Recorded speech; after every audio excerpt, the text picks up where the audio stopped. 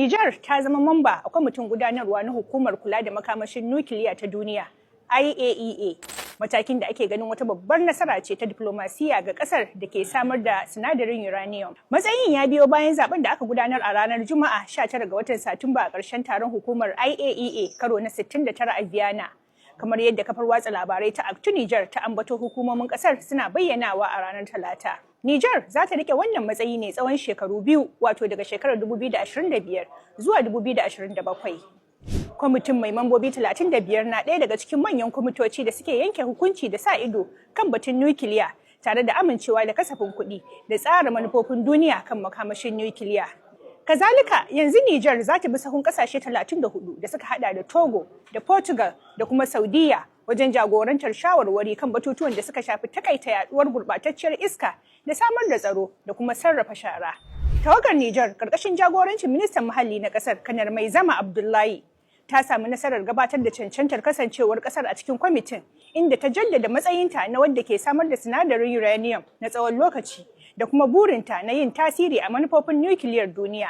Hakan na faruwa ne watanni da dama bayan Darakta Janar na hukumar IAEA, Rafael Mariano Grossi, ya kai ziyara jamhuriyar Nijar, inda ya gana da Prime Minister Ali Lamin Zain da wasu manyan jami'an gwamnati game da haɗa gwiwa tsakanin ƙasar da hukumar kan amfani da fasahar nukiliya. Jami'ai a Yamai sun yaba bisa amincewar da aka yi da ƙasar su a harkokin diplomasiyar uranium na duniya. A matsayinta na mamba a hukumar IAEA tun daga shekarar 1969, a yanzu Nijar ta samu matsayi daga wadda ke fitar da sinadarin uranium zuwa ga wacce za ta ba da gudunmawa wajen tsara makomar makamashin nukiliyar duniya.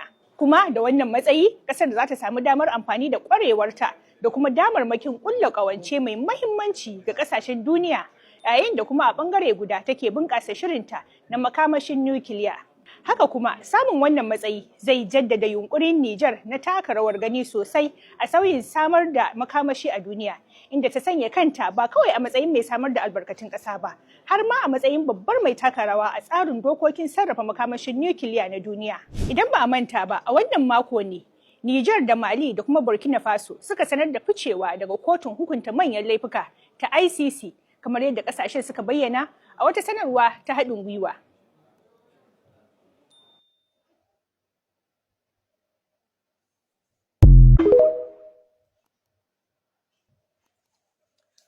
Alhamdulillah, wa salatu wa salamu ala Rasulillah sallallahu alaihi wa sallam, amma ba da assalamu alaikum wa rahmatullahi wa barakatuh.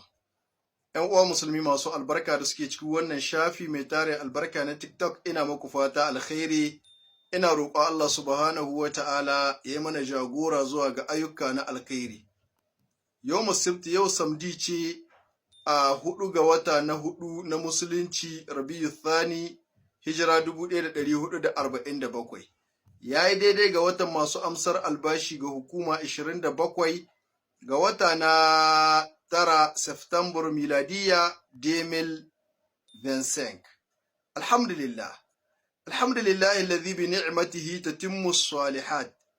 ‘Yan uwa musulmi masu albarka, kuna ganin ci gaba da alkhairai da suke sabka ga ƙasar Nijar ƙarƙashin wannan jagoranci mai albarka na Majalisar Ceton Ƙasa CNSP, mai girma shugaban ƙasa General Darme, President de la République du Niger Abdurrahman Chani, da shi da dukkan mambobin da suke kama masa a cikin wannan tafiya. Ƙasar Nijar, ƙarƙashin addu'o'in da kuke yi na roƙon Allah zaman lahiya da kwanciyar hankali da ci gaban ƙasar Nijar, Allah maɗaukakin sarki yana ta saukar da albarkokinsa a ƙasar Nijar da ci gaba, wanda Nijar ta kasance shakalla watan sallah ga idanun duniya. Allah maɗaukakin sarki ya taimaki waɗannan jagorori, Allah ya ƙarfafe su, Allah ya ƙara cusa musu tausayin talakawa a cikin zuciyoyinsu, Allah ya zame musu jagora a cikin waɗannan ayyuka na alkhairi na ƙasar Nijar, Allah ya zame musu jagora a cikin jagorancin ƙasar Nijar. Duk abin da yake alkhairi ga ƙasar Nijar da talakawan Nijar, Allah ya cusa shi a cikin tunaninsu. Duk abin da ba alkhairi ba ga ƙasar Nijar da talakawan Nijar, ko da an ba su shawararsa, Allah ka goge sa daga tunaninsu. Bi rahmatika ya arhamar rahimin, ya hayyu ya qayyum, ya zal jalali wal ikram. ‘Yan uwa musulmi masu albarka, wayanda suke da buƙatar su fahimci gaskiya su yi aiki da gaskiya su gane gaskiya ba karnan farauta 'yan siyasa ba wayanda ake ce ma huk huk huk su zabura su yi ta aikata ayyukan da 'yan siyasa suke buƙata.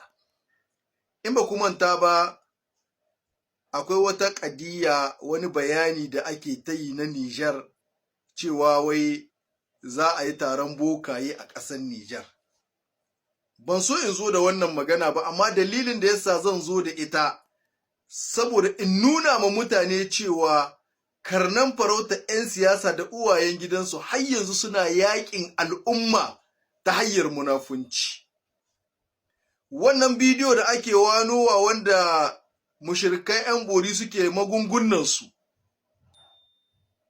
bayan talakawa su yi ta magunguna, muka ga ya dace mu yi ƙoƙari mu yi bincike wai shin shi wannan taro ina na za a yi shi, yaushe ne za a yi shi, yaushe ne an kai wannan magana.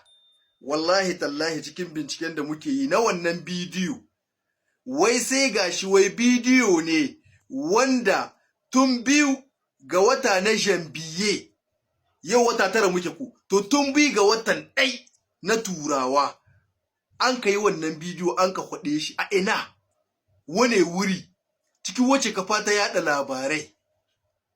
Tun wannan lokaci na an kai wannan bidiyo, 'yan siyasa da su da karnan farautar su suka ɗauko wannan bidiyo na wata 9 suka ingiza wasu wawaye daga cikin waɗanda ke kiran kansu malamai da jahilai waɗanda ba su fahimci addini ba, suka hukka su suna haushi ga al'umma. Yanzu kai saboda Allah ka ma san da cewa wai magana ga wai tun wata 9 na wai su 'yan borin sun ka yi ta, sun ka zaka sun ka zamanantar da abin, sun ka ɗauki hankalin mutane, suna ta ma nuna ma duniya kamar yanzu na za a yi. Inna lillahi wa inna ilaihi raji'un. Yanzu irin wannan rayuwa ita ce ta addinin musulunci, ba bincike, ba tabbataccen labari, shikenan sai a hukka ka, sai ka hau kai ta haushi. Saboda girman Allah kai maka kanka adalci. To ku ta ku yi bincike billahi allazi la ilaha illa huwa. Wai wannan bidiyo na 'yan bori tun 2 ga wata na Janvier, sabuwar shekara ta kama wa Gademil Vincent, 2 ga watan 1 yau wata 9.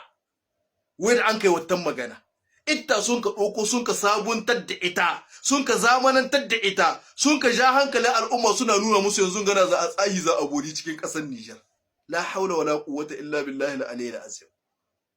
Yanzu wannan shine addini, wannan shine malantaka.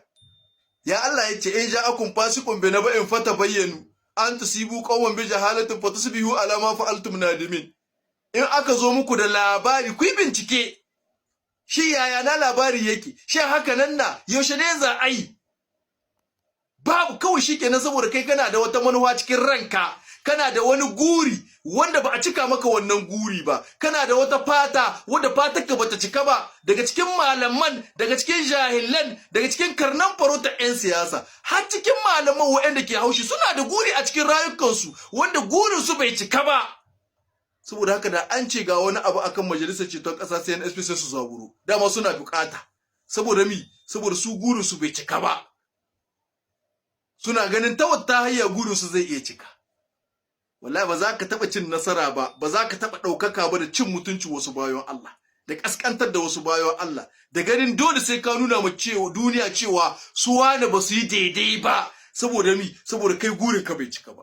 Ba a taɓa cin nasara, kuma za a ci gaba da zama a cikin ƙasƙanci da walaƙanci da tu'annati da nauyin bashi a rayuwar duniya. Saboda mi? Saboda ƙasƙancin da ɗan adam ya jawo ya runguma ma kansa. Babu mai badawa sai Allah, babu mai hanawa sai Allah. Ya Allah ya ce kaina, kuma duk duniya in ta taru babu wanda ya hana ka zama kai. Kuma duk duniya in an taru an ɗarme magindi an ce sai an kai ka wani matsayi, wallahi babu wanda ya kai ka wannan matsayi in ba Allah ya kai ka ba. Da haka mutane suke yi kansu. Wannan shine bayanin da nake so in sanar da al'umman da basu fahimta ba. Wai wannan bidiyo wai tun 2 ga wata na 1 na sabuwar shekarar 2025 na wai wa'annan 'yan bori sun ka zo sun ka saki abin su. Kuma ba cikin tele Sahel ba ko ina ba sun ka zo sun ka abin su, ko ga titi kana ganin su suna bori ai. To shi na yanzu karnan farauta 'yan siyasa sun ka ɗauko, sun ka sabunta shi, sun ka hukka wasu jahilai ma za a ci kai daga cikin waɗanda ke kiran kansu malamai suka taushi akan abin. To Allah ka tsare mu na ƙasar mu ta Niger. Allah ka taimaki ƙasar Niger, kuma Allah madaukakin sarki shine mai gaskiya kuma yana bayan masu gaskiya, kuma a bar Allah zai yi hukunci. Duk wanda ke da nuhin alkhairi a cikin zuciya ta Allah ya sani, duk wanda ke da wata manuwa a cikin zuciya ta Allah ya sani. To ya Allah ka cika mu kowane game da manuwarsa, dukkan masu lalakun manuhohi game da wannan al'amari Allah ka nuna mu duniya kaskance su da walakance su da manuhohin su. Dukkan masu manuhohin gaskiya a cikin wannan tahiya Allah ka nuna mu duniya gaskiyar su da abin da suke akan shi na gaskiya. Bi rahmatika ya arhamar rahimin, ya hayyu ya qayyum, ya dhal jalali wal ikram. Assalamu alaikum wa rahmatullahi wa barakatuh.